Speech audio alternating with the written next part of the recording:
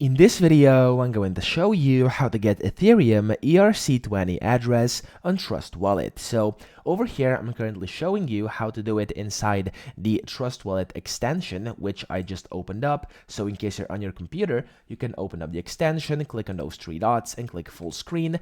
And this is the screen that you will then see. But if you are on your mobile device, on your phone, you can do the exact same process because it's basically the same thing.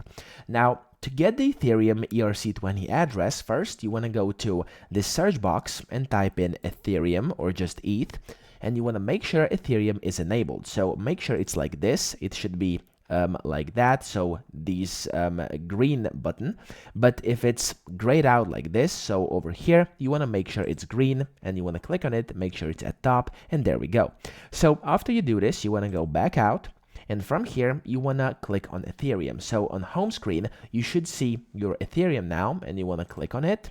And from here, you want to click on Receive. And then if you haven't backed up your secret phrase yet, make sure you do this. I'm going to do it later. I'm just going to click Proceed anyway right now to see the address.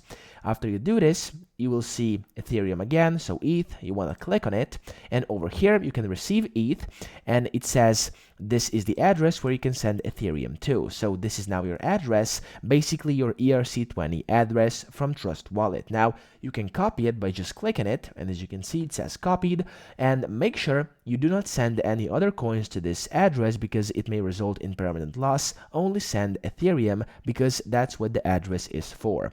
So that's pretty much it. I hope this video helped you out. If it did, please subscribe to the channel and help me out as well.